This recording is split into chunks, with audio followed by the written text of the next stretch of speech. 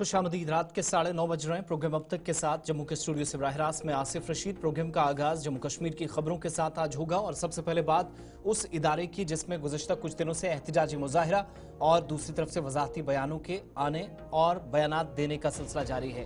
अहम तरीन खबर और अपडेट के साथ आगाज करेंगे। बाबा गुलाम शाह बादशाह यूनिवर्सिटी में या राजौरी के अंदर, इस बड़ी यूनिवर्सिटी के अंदर असातिज़ा ने धमकी दी है कि अगर हुकाम टीचर एसोसिएशन के सदर डॉक्टर परवेज अब्दुल्ला, जिनको गुज़श्ता दिनों मुअत्तल किया गया है, उनकी गैर कानूनी मुअत्तली करार देते हुए कहा गया है कि इसको मनसूख किया जाए। अगर इंतजामिया ये करने में कामयाब नहीं होती है तो फिर इसके बाद जो भी मनफी नताइज होंगे उसके लिए इंतजामिया जिम्मेदार होगी। आपको याद दिलाते चले कि असिस्टेंट प्रोफेसर जिनको गुज़श्ता दिनों मुअत्तल किया गया, भूख हड़ताल पर जाने का गुज़श्ता दिनों ऐलान हुआ था, जिसके मुताबिक आज भी काम हुआ। और doctor Abdullah department of management studies में एक असिस्टेंट प्रोफेसर है। कुछ दिन पहले शो कॉज नोटिस जारी किए बगैर उनके मुताबिक उन्हें मुअत्तल किया गया, जो कि अमले की मुअत्तली के ज़ाब्ते के मुताबिक, फैकल्टी मेंबरान के मुताबिक, जिनने अपने मुतालिबात के लिए पहले ही कलमबंद जो हड़ताल थी वो शुरू की थी, पेन डाउन स्ट्राइक का आगाज किया था। इस हड़ताल को मजीद आगे ले जाने की बातें कही जा रही है। एहतजाज करने वाले एसोसिएशन के मेंबरान के मुताबिक डॉक्टर अब्दुल्ला की मुअत्तली मनमानी थी। इसका मकसद नर्सिंग डिपार्टमेंट में फैकल्टी की हालिया तरक्कियों के बारे में विजिलेंस और क्राइम ब्रांच की इंक्वायरी हासिल करने के एसोसिएशन के मुमकिना इकदामात को दबाना था, जो मुबैना तौर पर यूजीसी नर्सिंग काउंसिल के उसूलों की सरासर खिलाफ वर्जी की गई। इधर डॉक्टर अब्दुल्ला जो मुसलसल एहतजाज पर है, वो बताते हैं कि उन्हें मुअत्तल किया गया है और अपने से एक जूनियर के सामने उनको रिपोर्ट पेश करने के लिए कहा गया है और वो जो आवाज़ें बुनियादी ढांचे की कमज़ोरी या दीगर मसाइल को हल करने के लिए उठाते थे, उसका बदला उनसे लिया जा रहा है। लेकिन इल्ज़ामात उन पर यह भी हैं कि वो ऑर्डर्स निकलने के बाद भी खिलाफ वर्जी कर रहे हैं। जहां उन्हें रिपोर्ट करने के लिए कहा गया था वहां वो नहीं कर रहे हैं। और यूनिवर्सिटी में जिस तंजीम के उसातिज़ा के साथ काम करने या उसका सरबराह होने का वो दावा कर रहे हैं, उसकी भी यूनिवर्सिटी हुकाम के मुताबिक मुद्दत खत्म हो गई है। इस मसले का हल इंतजामिया के मुताबिक तलाशा जा रहा है। आज यूनिवर्सिटी के रजिस्ट्रार, इंचार्ज रजिस्ट्रार जो कि डिप्टी कमिश्नर राजौरी भी है, उनने भी प्रेस कॉन्फ्रेंस की और उनके साथ बड़ी बात थी कि अहम तरीन सवालों के जवाब दिए गए। मीडिया के सामने आज बाबा गुलाम शाह बादशाह यूनिवर्सिटी के वाइस चांसलर जावेद अहमद साहब आए, जिन्होंने प्रेस कॉन्फ्रेंस थोड़ी देर पहले की और ये बताया कि असल मामला क्या है, हकाइक क्या है जिनसे पर्दा उठाना जरूरी है, शिकायतें क्या आई थी जिस पर असिस्टेंट प्रोफेसर को मुअत्तल किया गया और ये जो नाराजगी बढ़ रही है इस पर उन्होंने कहा कि मुज़ाकरात या बातचीत के जरिए कोई पेशरफ्त हो सकती है, इम्कान है। लेकिन एहतजाजियों की तरफ से, प्रोटेस्टर्स की तरफ से धरना तो दिया जा रहा, लेकिन बातचीत से इनकार किया जा रहा है। ऑफिशियली जो बयान आया है, प्रेस कॉन्फ्रेंस की गई इस हड़ताल को लेकर बाबा गुलाम शाह बादशाह यूनिवर्सिटी में, उस प्रेस कॉन्फ्रेंस का एक अहम हिस्सा जिसमें अहम तरीन सवालों के जवाब जावेद साहब की तरफ से दिए गए। वाइस चांसलर ने यूनिवर्सिटी का जो स्टैंड था इस मामले पर और कहा गया कि कवायद ज़वाबित या रूल्स एंड रेगुलेशंस के मुताबिक इस कार्रवाई को अंजाम दिया गया है। न्यूज़ कॉन्फ्रेंस का वो हिस्सा आप तक पहुंचाते हैं। कॉन्फ्रेंस बुलाया गया है। Basically we have followed all the procedures that are required in such an action, suspension के सिलसिले में। और मैं कुछ रिपोर्ट्स ये भी देख रहा था कि विदाउट शो कॉज नोटिस कैसे suspension. Show cause notice comes towards the end of the process. अभी चार्जशीट सर्व किया जाएगा, उसके बाद the person concern will be given an opportunity कि आप 15 दिन के अंदर चार्जशीट का जवाब दीजिए। फिर एक ड्यूली कॉन्स्टिट्यूटेड इंक्वायरी कमेटी रहेगा in which the person concern will appear to present his side of the picture. तो ऐसा नहीं है कि कोई रूल्स एंड रेगुलेशन के बिना सस्पेंड कर दिया गया है। और ये जो सस्पेंशन हुआ है, ये इसके पीछे एक लॉन्ग हिस्ट्री है। पिछले 3-4 साल से कंप्लेंट पाइलअप हो रहे थे एंड ये उसका कल्मिनेशन है कि आज सस्पेंशन हुआ है। एंड सस्पेंशन एज सच आप लोग जानते हैं इज़ नॉट अ पनिशमेंट। अभी तो इंक्वायरी का स्टेज है। इंक्वायरी का रिपोर्ट आने के बाद भी जो पर्सन कंसर्न है, he is given an opportunity to defend himself before any action is taken. So I think all of you should keep this in mind before reporting any incident. और ये कोई out of grudge against any individual उस sense में suspension तो किया गया नहीं है। It is based on the basis of several complaints जो अभी रजिस्ट्रार साहब थोड़ी देर पहले बताए। उन कंप्लेंट्स के बेसिस में जाकर ये कल्मिनेशन है सस्पेंशन। एजिटेशन हुआ था इससे पहले, उस वक्त जो वाइस चांसलर थे, फॉर्मर वाइस चांसलर मसूद साहब। देखिए, एक चीज़ और बता दूँ, एसोसिएशन का टर्म ख़त्म हो गया है। जी। उन लोग को इलेक्शन करवाना है, लेकिन पता नहीं किस रीज़न से इलेक्शन नहीं करा रहे हैं। मोर देन 1 ईयर हो गया, association doesn't exist right now. ये जो है ऑफिस बेरर, ये पहले इलेक्ट हुए थे 2 साल के लिए, 2 साल हो गए, मेरे ख्याल से 3.5 साल चल रहा है। इन लोग को इलेक्शन करवाना था, तो वही जो एसोसिएशन का बार बार हवाला दे रहे हैं, तो that in itself is questionable. अब आपका इलेक्शन हुआ नहीं है, आपको नया प्रेसिडेंट सेक्रेटरी इलेक्ट होना है, तो अभी वही पुराने लोग ही कंटिन्यू कर रहे हैं। और आप जिस वायलेंस का जिक्र कर रहे हैं वो that has nothing to do with that. ये तो इनका इंडिविजुअल कंप्लेंट था, उसके बेसिस पे। तो क्लास वर्क सस्पेंडेड नहीं है, क्लास चल रहे हैं। आज ही हम लोग सब डिपार्टमेंट से मंगाए हैं रिपोर्ट। 99% ऑफ क्लासेस चल रहे हैं। जहाँ पे जो बहुत सारे टीचर छुट्टी पे हैं, जो छुट्टी पे हैं वहाँ क्लासेस नहीं हुए हैं। और आप ये जो कह रहे हैं जो क्या एफर्ट्स यूनिवर्सिटी ले रही, हम लोग तो we are in touch with this employees who have sat there on a dharna, और उनको हम लोग कह रहे हैं कि आप पहले आप कंप्लाई करो, देन तो उसके बाद कुछ आगे बातचीत बढ़ सकता है ना। आप एकदम अड़ जाओगे, यू विल नॉट टॉक, तो how without dialogue there is no possibility. एक सोल्यूशन मतलब favourable to both of us, administration को भी और टीचर को। We are not there to punish the teachers. हम लोग तो चाह रहे हैं यूनिवर्सिटी अच्छे से चले, that is our intention. Thing is the ball is in their court. अब to what extent they are willing to come to us, talk to us, our doors are always open. Professor Javed Iqbal news conference में वजाहत कर रहे थे कि doctor Abdullah को जो assistant professor है, जिनकी मुअत्तली की असल वजूहात क्या हैं और क्यों आज ये ज़रूरत पड़ी यह हंगामा करने की। लेकिन इस हंगामे पर इंतज़ामिया के मुताबिक वो अपने हिसाब से काम कर रही है, लेकिन तालीमी निज़ाम दरहम बरहम ना हो, कियोस और कन्फ्यूजन में तलबा को ना डाला जाए, निज़ाम किसी भी तरीके से मुतासिर ना हो, इस बात को भी यकीनी बनाया गया है। और हर मुमकिन कोशिश की जा रही है कि तालीमी सरगर्मियाँ भी जारी रहें, क्लासेस लग रही हैं और बाकी सारा काम।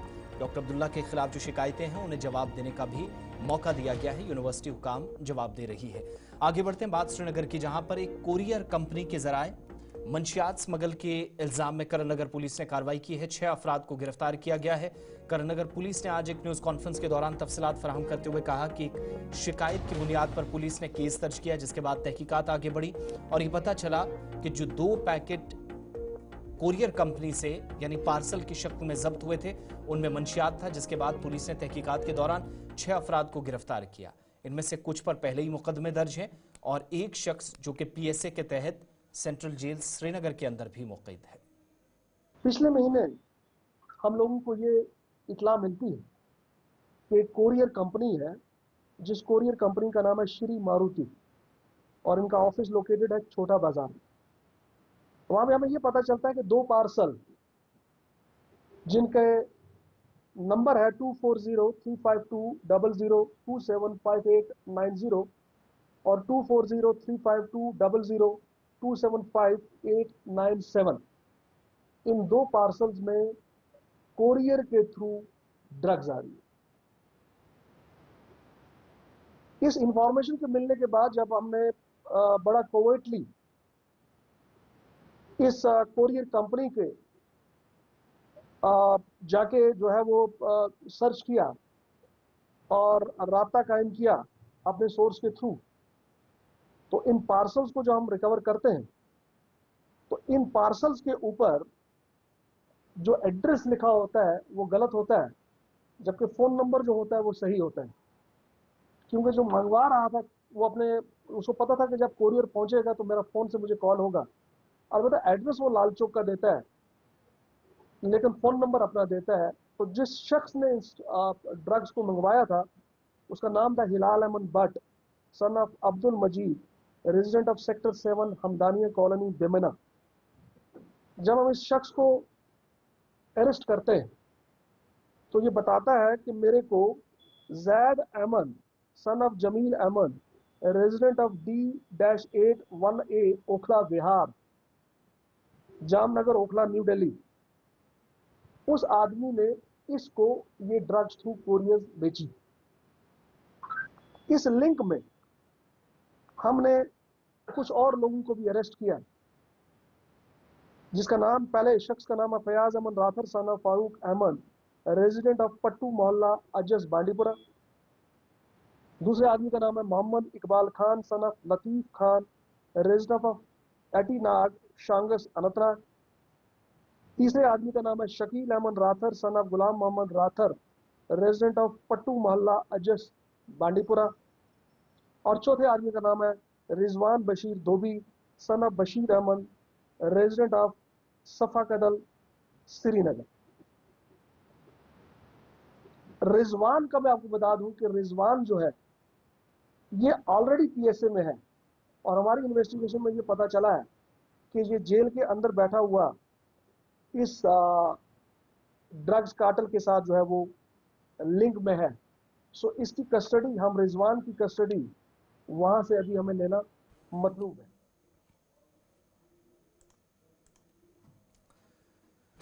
महकमा मौसमियात की पेशगोई के मुताबिक सयाहती मकामात बशमूल पहाड़ी सिलसिला, मुख्तलिफ इलाकों के अंदर बर्फबारी और बारिशों का सिलसिला दिन भर वक्फे वक्फे से जारी रहा, और अब से कुछ देर पहले मुतअद्दिद इलाकों से इतलात मौसूल हो रही हैं कि पहाड़ी या मैदानी इलाके हों, रुक रुक कर बर्फबारी का सिलसिला जारी है। तफसीलात के मुताबिक वादी कश्मीर के बेशतर हिस्सों में शुमाली, जनूबी और वस्ती कश्मीर के इलाके हैं। बर्फबारी का सिलसिला दिन भर भी जारी रहा और इस वक्त भी इन इलाकों में बर्फबारी हो रही है। इधर महकमा मौसमियात की पेशनगोई के मुताबिक वादी कश्मीर में 10 से 12 मार्च तक बर्फ और बारिशों का एक और मरहला मुतवक्के है। महकमे ने अपनी एडवाइजरी में सयाहों, मुसाफिरों और ट्रांसपोर्टर से कहा है कि वो ट्रैफिक एडवाइजरी पर अमल दरामद को यकीनी बनाए, जबकि किसानों से कहा गया है कि वो 4 मार्च यानी कल तक अपने खेत खलियानों और बागात में आबपाशी करने से गुरेज करें, क्योंकि बर्फबारी रात भर भी हो सकती है। एडवाइजरी में मजीद कहा गया है कि कहीं कहीं चट्टाने खिसक आने के भी खतरात, जिसके पेश नज़र लोगों से कहा गया है कि वो इन इलाकों में जाने से परहेज करें। बर्फानी तोदे गिराने के इम्कानात भी अलग अलग मकामात पर हैं।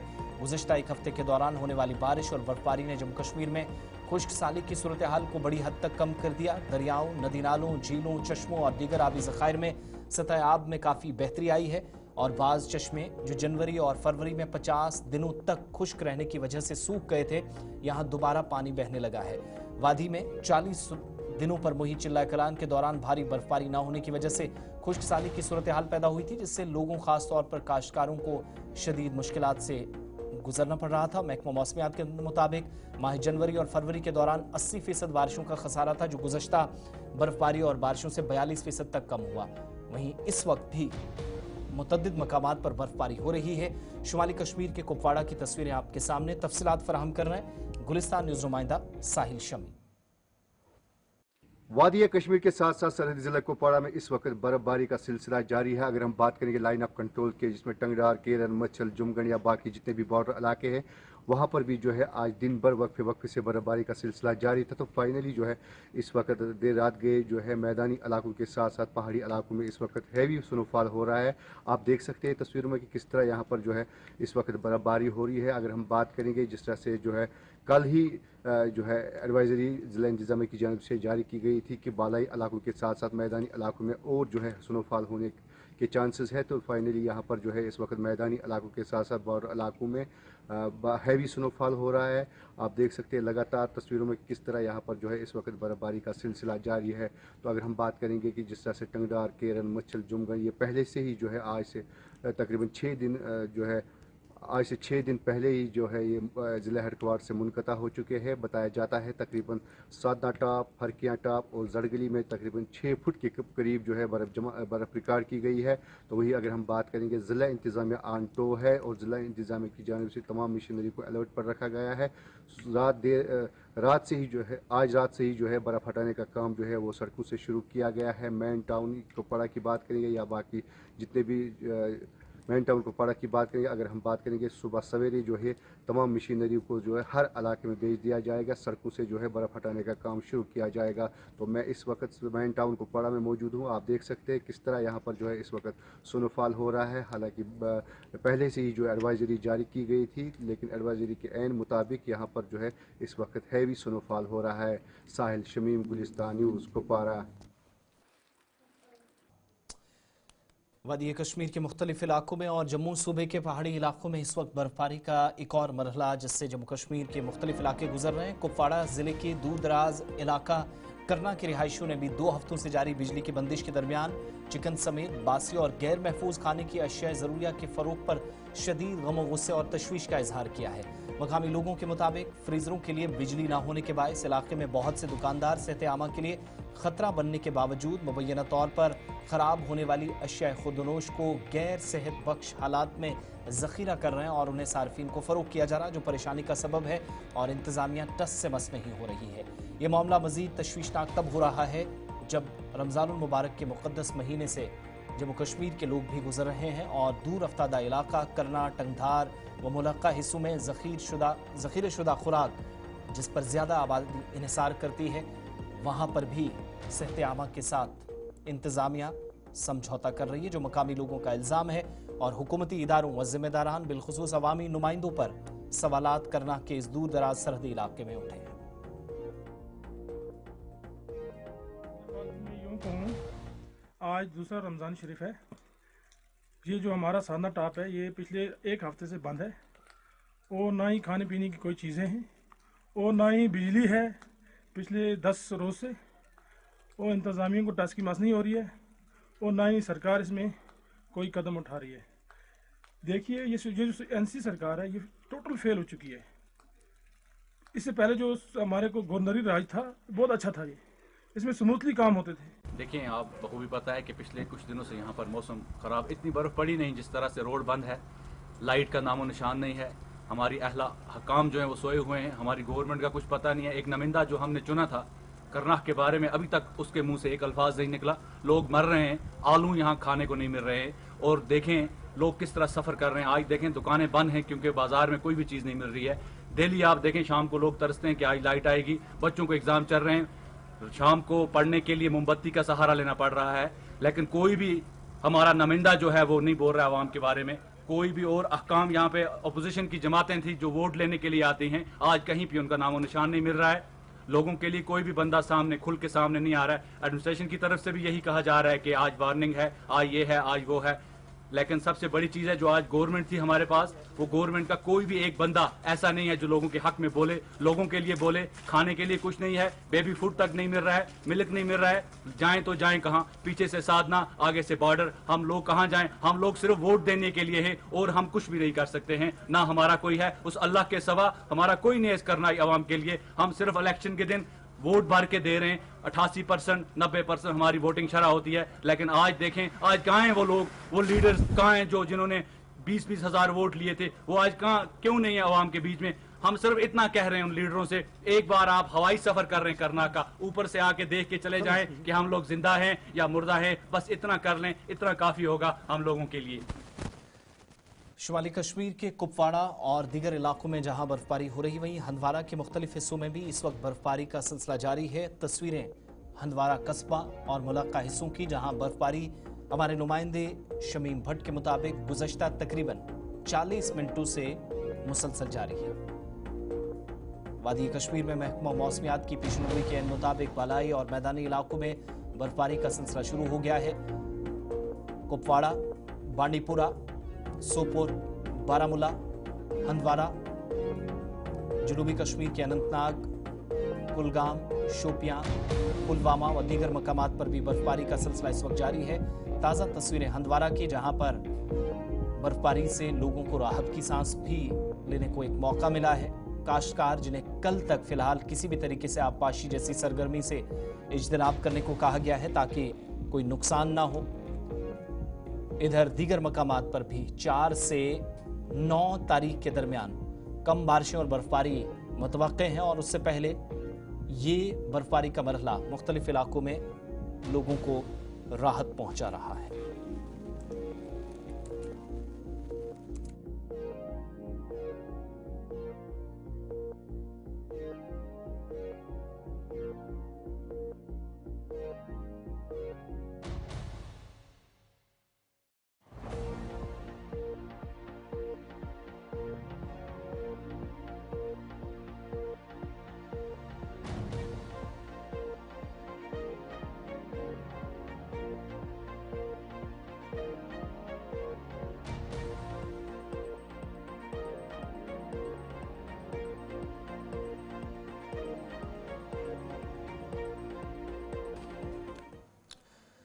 जम्मू कश्मीर की तरह मरकज के ज़ेर इंतज़ाम लद्दाख में भी बर्फबारी का सिलसिला इस वक्त जारी है। लेह, करगिल, द्रास, जंस्कार, शम, नुब्रा और मुलक्का हिस्सों में गुज़श्ता 24 घंटों में भारी बर्फबारी हुई है और आखिरी इतलात मौसूल होने तक दिन के साथ साथ शाम के बाद इस वक्त भी बिना किसी वक्फे के भारी बर्फबारी हो रही है।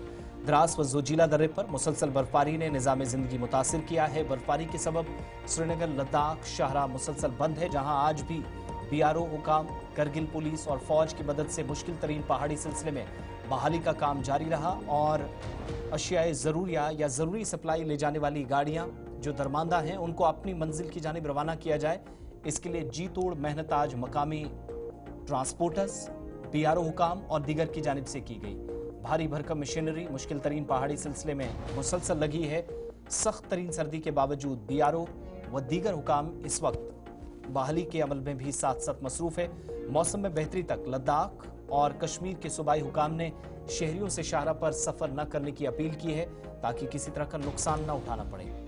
द्रास, लद्दाख से जो सर्द तरीन इलाका है, रिपोर्ट पेश कर रहे हैं गुलिस्तान न्यूज नुमाइंदा मुजम्मिल जलील। हम मौजूद हैं द्रास में, जहां दुनिया का दूसरा सरतरीन इलाका भी द्रास को माना जाता है और फिलहाल एक अहम अपडेट सबसे पहले मौसम के हवाले से आप तक पहुंचाएंगे। और मेट्रोलॉजिकल डिपार्टमेंट की तरफ से फिर एक बार ये प्रेडिक्शंस किया गया है कि 3 और 4 तारीख को जो है मौसम ख़राब रहेगा। ऐसे में 3 तारीख को जो है दरमियानी दर्जे की बर्फबारी से लेकर भारी बर्फबारी के भी इम्कानात हैं। और अभी ही हाल में अगर हम देखें तो द्रास में फिर एक बार तेज़ तरीन बर्फबारी जो है वो शुरू हो चुकी है और 4 तारीख को भी बताया जा रहा है कि हल्की बर्फबारी के इम्कानात हैं। तो 3 और 4 तारीख को फिर एक बार मौसम काफ़ी ख़राब है और इससे पहले भी काफ़ी बर्फबारी जो है वो ज़मीनी सतह पे देखने को मिली है।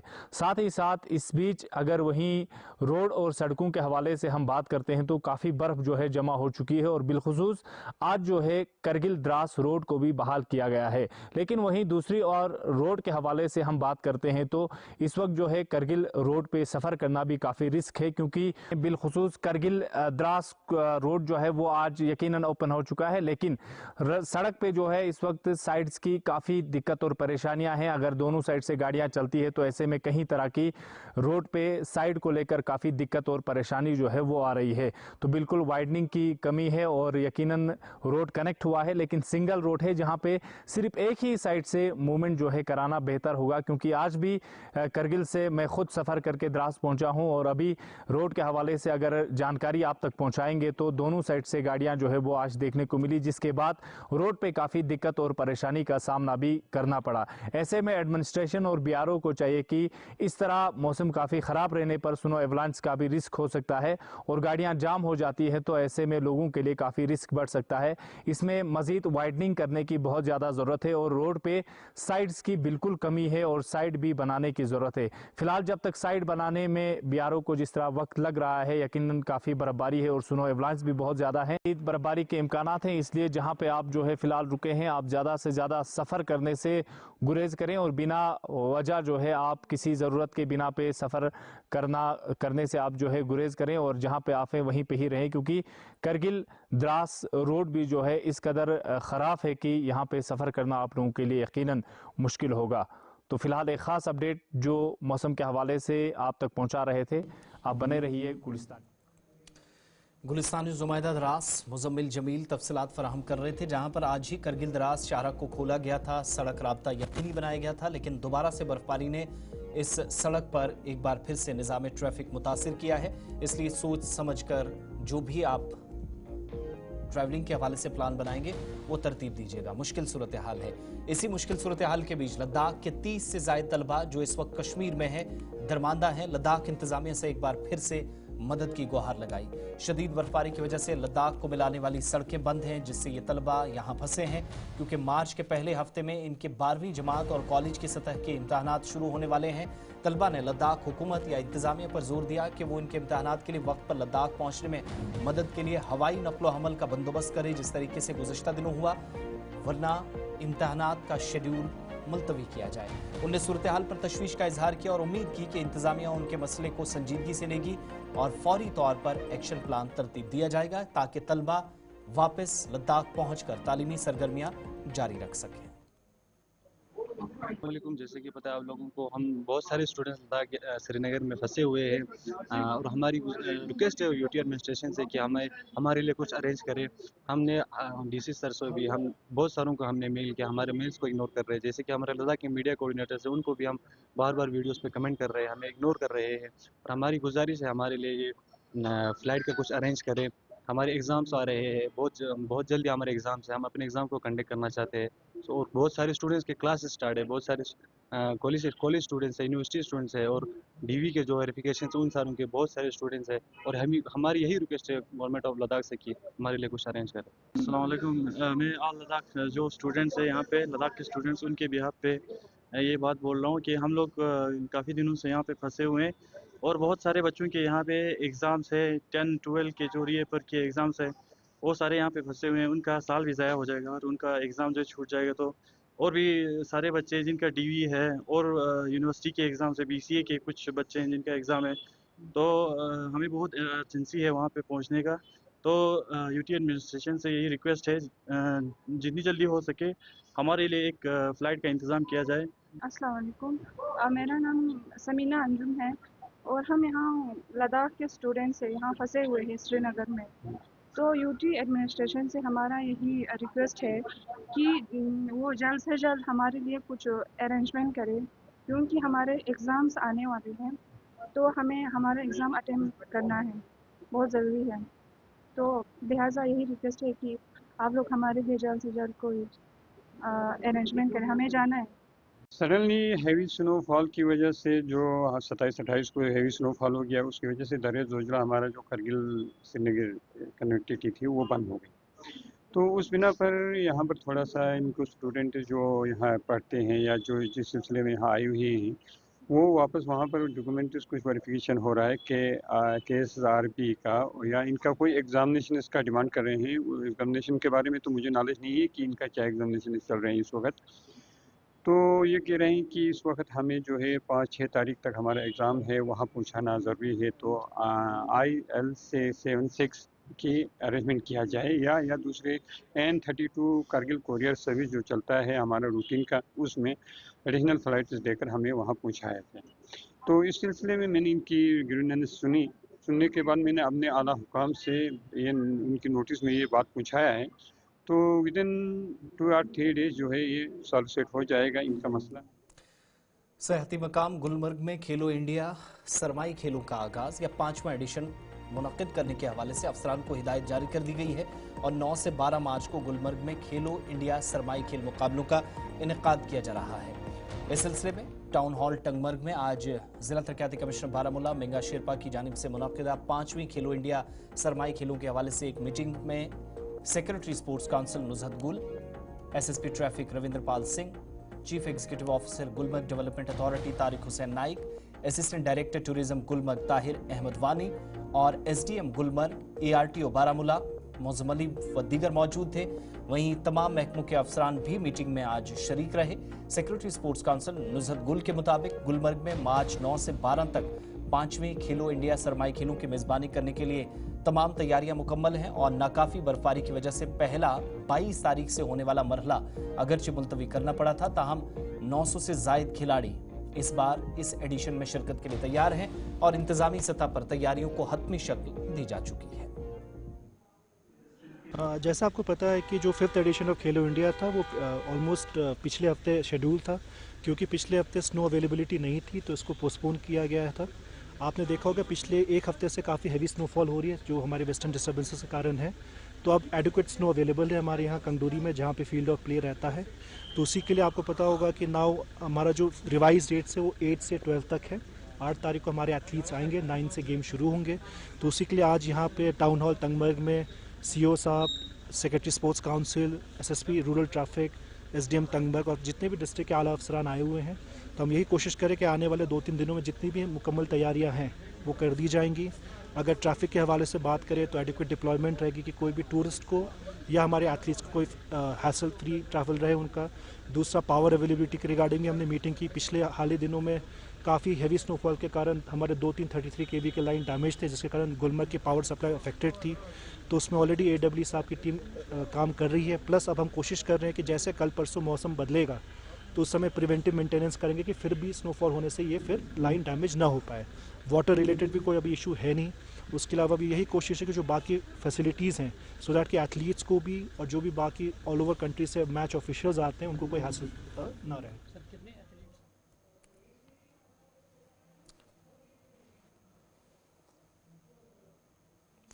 इलेक्शन कमीशन ऑफ इंडिया ने बाज़ाब्ता तौर पर जम्मू कश्मीर यूनियन टेरिटरी में 18वें लोकसभा के इंतखाबात के कामयाबी से इनेकाद के लिए मुतद्दिद अफसरान की जहां पर हौसला अफजाई की, वहीं जम्मू कश्मीर के चीफ सेक्रेटरी अतुल कुमार डुल्लू की खिदमात को भी सराहा गया है।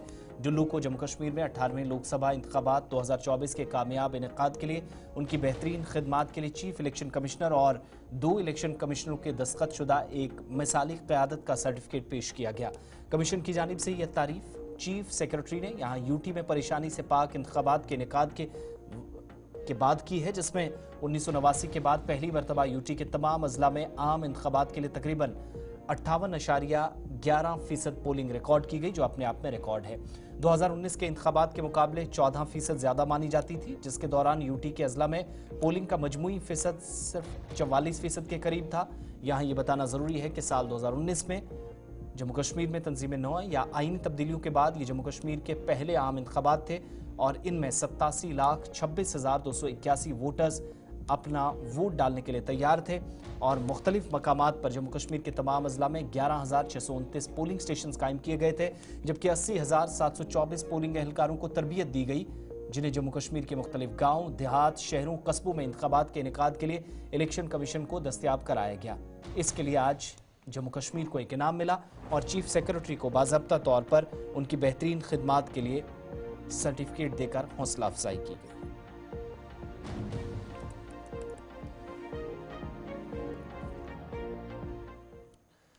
जिला इंफॉर्मेशन ऑफिसर पुंछ ने आज सहाफ़ियों के साथ एक तारुफी मीटिंग की सदारत की। इस मीटिंग में सहाफ़ियों को दरपेश मसाइल और सोशल मीडिया के हवाले से तहफ़्फ़ुज़ात को दूर करने की कोशिश की गई। मीटिंग में रजिस्ट्रेशन का मामला भी ज़ेरे गौर आया। अवाम और इंतजामिया के दरमियान फासलों को कम करने और बुनियादी मामलात या हक़ाइक़ आला हुकाम के नोटिस में लाने और मसाइल के अजाले के लिए मीडिया के रोल की भी सताइश की गई। मीटिंग के दौरान मौजूदा माहौल बिलखुसूस सोशल मीडिया में बाज़ अनासिर के किरदार के हवाले से बातचीत हुई, जो शहरियों में अदम तहफ़्फ़ुज़ का सबब बनते हैं। पुंछ में हमने मीडिया फ्रेटर्निटी के साथ एक ओरिएंटेशन सेशन या एक मीटिंग जिसको आप कह सकते हैं वो रखी थी। इसमें हमने वेरियस इश्यूज जो थे, जो मीडिया फ्रेटर्निटी को काम करते हुए ग्राउंड में जो चैलेंजेस फेस करने पड़ते हैं उनको भी डिस्कस किया और एडमिनिस्ट्रेशन के साथ इनका तालमेल और एडमिनिस्ट्रेटिव लेवल पे कैसे मीडिया को फैसिलिटेट किया जाए, उन चीज़ों को मद्देनजर रखते हुए कुछ डिस्कशंस की हैं, कुछ मॉरल एथिक्स पे बात की है हमने। तो हम आने वाले दिनों में और ऐसी मीटिंग्स जो है वो कंडक्ट करेंगे। नेक्स्ट एक सेशन हम डिस्ट्रिक्ट ऑफिसर्स और जो मीडिया के मेंबर्स हैं उनका भी करके, ताकि चीज़ों को और फर्दर क्लैरिफाई किया।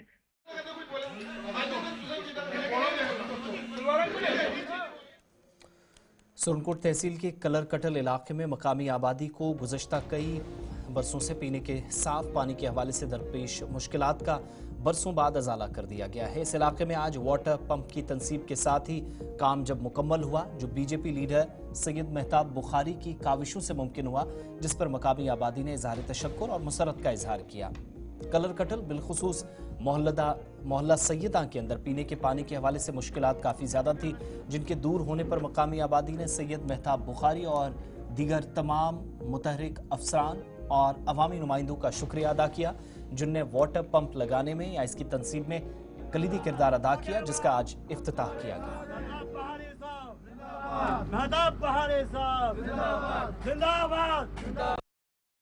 हम सब पूरी आवाम की तरफ से, आवाम कलर कटल की तरफ से, और उसके बाद शुक्रगुजार हैं हम मेहताब साहब के, जो इस रमज़ान के महीने में यहाँ आए। हम उनका बहुत बहुत दिल की गहराइयों से शुक्रगुजार हैं और अल्लाह तबारक ताला इन्हें ऐसे काम करने की तौफीक और रफ़ीक दे। अल्लाह पाक हम सब को ऐसे काम करने की तौफीक दे। अल्लाह पाक सब के ऊपर अपना खास रहम करम फजल करे। शुक्रिया। क्योंकि ये पानी का दरीना मांग थी हमारी, जिसके पास जाते थे वो हमें ऐसे बातों से ठुकरा के निकाल देते थे।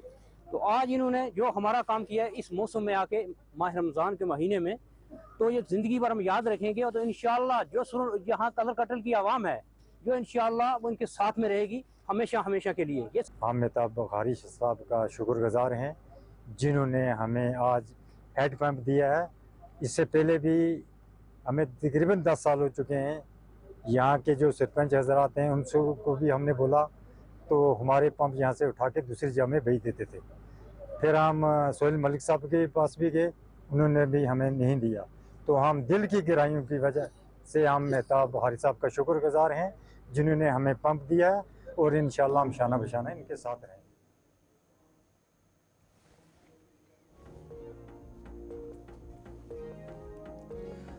जम्मू कश्मीर नेशनल कॉन्फ्रेंस की मुख्तलिफ अजला के अंदर इकाइयाँ अलग अलग हिस्सों के अंदर जाकर आवाम से राब्ता मुहिम को यकीनी न सिर्फ बना रही हैं बल्कि तंजीमी ढांचे को मजबूत या मुनज़्ज़म बनाने की कोशिशें जारी हैं।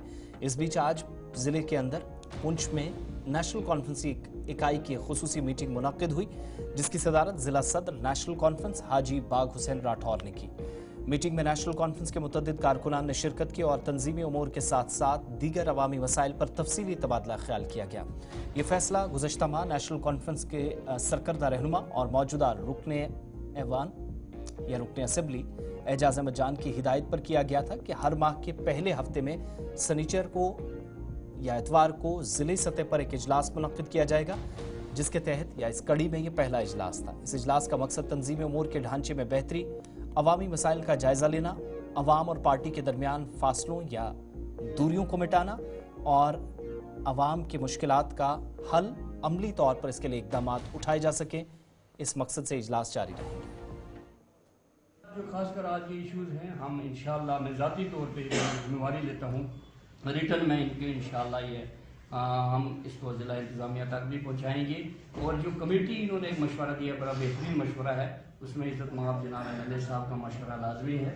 वो बंदे बताएंगे, कोई 10 हैं 12 हैं, कितने कौन कौन बंदे हैं, वो बंदे साथ रहेंगे। और उसके बाद हम लोगों के मसाइल किए, लोगों की खिदमत के लिए हम दिन और रात इंशाअल्लाह तैयार रहेंगे, क्योंकि हर जगह जो है जान साहब नहीं पहुँच सकते हैं। जहाँ जहाँ हमारे इलाकों में, पंचायतों में, चाहे किसी भी किस्म की मुश्किलात हों, पानी की मुश्किलात हों, बिजली की मुश्किलात हों, वहाँ ट्रांसफार्मर्स हों या और कोई भी परेशानियाँ हों, वो इंशाअल्लाह हम लोगों की खिदमत के लिए करते हैं। जैसे कि 2 दिन के बाद असेंबली सेशन शुरू होने वाला है, बजट सेशन भी आने वाला है, तो क्या नेशनल कॉन्फ्रेंस ने जो अपने मैनिफेस्टो लोगों के साथ मैनिफेस्टो लेकर आए थे, लोगों के साथ वादे किए थे, तो क्या लग रहा है इस बजट सेशन में कोई वादा पूरा होगा? देखो जो मैनिफेस्टो की बात है उस पर पहले ही बात हो चुकी है, वो आला कमान उस पर देखिए और वहाँ पर चीफ मिनिस्टर साहब उस पर पहले ही वो उसमें अपना उन्होंने स्टेटमेंट दे दिया है कि वो जो भी लोगों के साथ वादे हुए हैं वो पूरा करेंगे।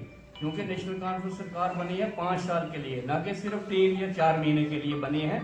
जो अपोजिशन वाले ये प्रोपगंडा करते हैं कि ये नहीं हुआ, वो नहीं हुआ, इंशाल्लाह वक्त आएगा और जल्दी इंशाल्लाह जो है वो मामला जो है सरकार इसमें हल करने। आज सोशल मीडिया का दौर है, आज तो कोई चीज़ छुपी लगी नहीं है, इसी असेंबली सेशन में पता चल जाएगा कि उस पर सरकार क्या आपने इक़दाम उठाने। वक्त एक छोटे से ब्रेक का है। अब तक में मेरे साथ बस इतना ही। मजीद खबरों के लिए विजिट कीजिए ऑफिशियल वेबसाइट www.gulistannews.in पर।